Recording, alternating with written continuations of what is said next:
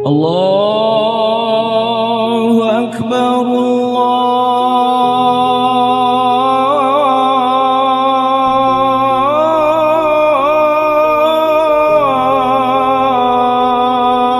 Akbar.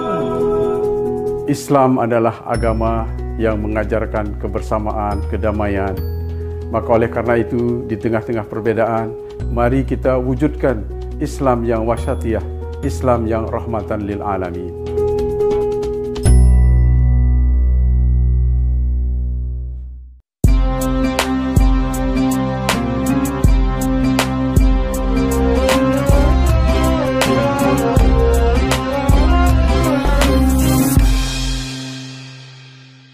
Assalamualaikum warahmatullahi wabarakatuh. Salam sejahtera untuk kita semua.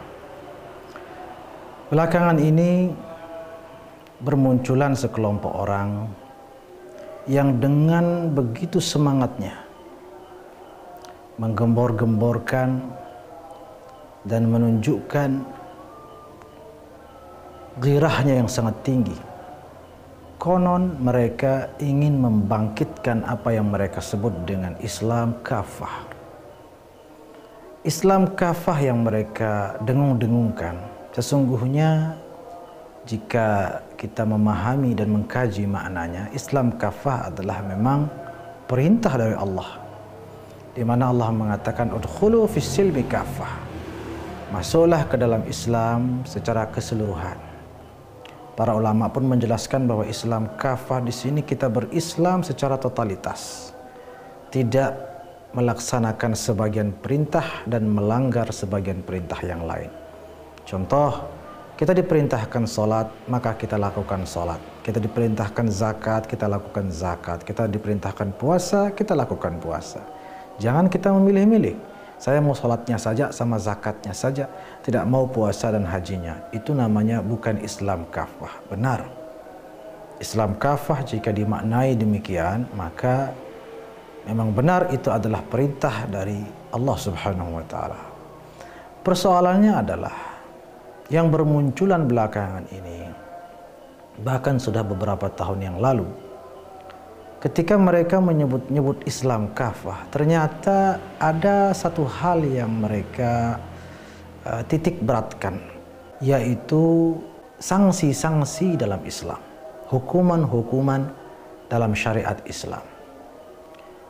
Mereka mengatakan bahwa Indonesia, negara kita ini adalah negara yang belum Islam kafah, yang artinya belum menerapkan hukum Islam secara total, hanya sebagian-bagian saja. Alasannya, dan yang mereka selalu jadikan contoh, adalah sanksi-sanksi dalam Islam.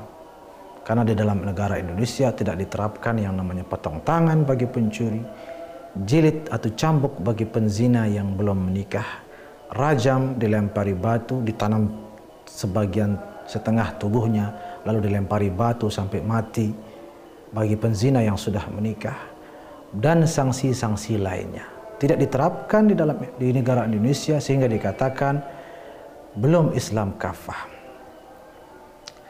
Baiklah, mari kita coba kritisi persepsi tersebut. Seakan-akan ketika mereka menyebut-nyebut hal itu, seakan-akan Islam itu diidentikan dengan itu. Padahal memang benar, Islam sudah mengatur hukuman-hukuman tertentu, sanksi-sanksi tertentu bagi pelaku-pelaku kriminal seperti zina, membunuh, mencuri, bahkan murtad sekalipun itu dibunuh di dalam Islam. Tetapi tadi katanya Islam kafah. Islam kafah itu kita menjalankan semua ajaran Islam yang diajarkan oleh Allah dan dicontohkan oleh baginda Rasulullah SAW sebagai suri tauladan yang mulia. Kita lihat di zaman Rasul, jika benar kita mau menjadikan Rasul sebagai teladan kita, kecuali Rasul kita sisihkan, maka bukan Islam kafah namanya. Kita lihat di zaman Rasulullah SAW, apakah hukuman-hukuman itu diterapkan dan berlaku atau dijatuhkan? Ternyata tidak. Coba buka kitab-kitab sirah, kitab-kitab sejarah. Tidak sepenuhnya diberlakukan, alias juga tidak selalu senantiasa diterapkan. Sebagai contoh dalam riwayat yang sahih, ada beberapa kasus yang memang diberlakukan jilid di situ bagi penzina. Tetapi itu pun mereka yang berdatangan dan melaporkan diri sudah melakukan zina. Jika tidak demikian, maka tidak terjadi. Itu pun yang datang, contoh dalam hadis sahih namanya Sayyidina Ma'iz bin Malik al-Aslami, seorang sahabat yang datang kepada Rasulullah SAW dan melaporkan, saya sudah berzina ya Rasulullah. Dan dia sudah menikah. Apa kata Nabi yang paling paham Islam, dan memang beliaulah utusan Allah yang mengajarkan Islam kepada semua umat manusia, bahkan jin. Rasulullah mengatakan, waihak irji' fastaghfirillah wa tub ilaih. Kata Nabi yang jauh lebih mulia daripada semua kita, beliau mengatakan, hei celaka kamu, pulang kamu, minta ampun kepada Allah dan bertobatlah. Itu perintah Nabi. Bukan, oh kurang ajar, kalau begitu segera dirajab, segera dijatuhkan hukuman. Tidak. Itu Rasulullah SAW di masa keemasan Islam. Dan ternyata sahabat itu kembali lagi dan diperintahkan lagi oleh Allah, kembalilah, pulanglah, istighfar sana dan bertobat kepada Allah. Tetapi dia masih saja kembali. Itu pun kalau kita flashback sejenak, sahabat itu mengapa datang melapor kepada Nabi? Karena disarankan oleh sahabat lain, yaitu namanya Sayyidina Hazzal bin Yazid. Sayyidina Hazzal bin Yazid inilah yang membisiki Sayyidina Ma'iz al-Aslami untuk kamu laporkan dirimu kepada Rasulullah SAW sebelum orang lain yang melapor. Lalu berangkatlah dia melapor. Sayyidina Hazzal yang beri saran itu ternyata ditegur juga oleh Rasulullah SAW. Sampai Rasulullah mengatakan, wahai Hazzal, kalau saja kamu tutup aib saudaramu itu lebih baik daripada apa yang kamu lakukan itu. Ternyata ditegur oleh Nabi. Al-Kisah, sudah sekian kali dia datang tidak puas sahabat ini. Ternyata Rasulullah bertanya kepada sahabat yang lain, ini orang sudah minum atau bagaimana? Apakah dia mabuk atau bagaimana? Yang diucapkan ini dia tidak sadarkan dirinya atau bagaimana? Apa yang bisa kita petik di sini? Coba resapi baik-baik. Nabi segala macam cara diupayakan agar tidak terjadi. Disuruh pulang berkali-kali, lalu ditanya, ini jangan-jangan mabuk gitu. Ternyata sahabat mengatakan, enggak, dia tidak mabuk. Dan sahabat yang datang melaporkan diri pun mengaku, saya tidak pernah minum ya Rasulullah. Akhirnya Rasulullah bertanya lagi, jangan-jangan kamu hanya mencium atau memandang atau hanya menyentuh berpegangan. Sampai begitu kata Nabi. Ternyata sahabat itu mengatakan, tidak ya Rasulullah, saya melakukannya ya Rasulullah. Subhanallah. Karena sudah segala macam cara Rasulullah lakukan agar tidak terjadi itu sanksi. Tapi sahabat itu tetap saja, maka ya sudah diberlakukan hukuman rajam atas orang tersebut. Nah,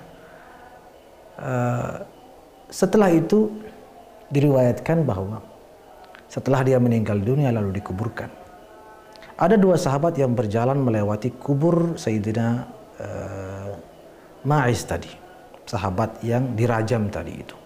Dua sahabat ini berkata sambil berjalan, ini orang katanya, ya kalau diterjemahkan lebih kurang begitu, ini orang kasihan, ini orang kok melaporkan diri, ini dia, coba dia diam, coba dia nggak ngelapor ke Nabi, nggak mungkin dia akan dilempari batu sebagaimana seekor anjing yang dilempari batu.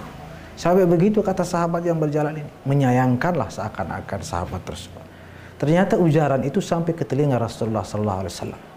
Lalu Rasulullah memanggil dua sahabat itu, wahai kalian kesini. Apa yang kalian katakan tadi? Begini. Kalau begitu, itu lihat kata Nabi. Itu ada bangkai seekor keledai. Nah, terus ya Rasulullah, makanlah mentah-mentah bangkai keledai itu. Sahabat ini heran. Dua sahabat ini terheran. Kenapa ya Rasulullah? Kenapa kami disuruh makan itu? Ternyata apa kata Nabi? Jika kalian memakan itu lebih baik daripada ujaran yang baru saja kalian ucapkan tentang sahabat itu.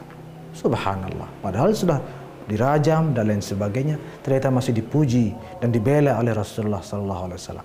Bahkan Rasulullah mengatakan, ketahuilah bahwa dia saat ini sedang berada di sungai-sungai surga. Dia sudah bertaubat. Andaikan taubatnya dibagi-bagi ke seluruh umat Islam, maka kebagian seluruhnya. Subhanallah. Jadi kasus-kasus terjadinya hukuman atas para pelaku kriminal dengan hukuman Islam itu hanya beberapa kali, itu pun setelah mereka sendiri yang menyerahkan diri, dan itu pun setelah berkali-kali Nabi berupaya agar tidak berlaku atau tidak terjadi atau tidak diterapkan, dijatuhkan atas sahabat tersebut.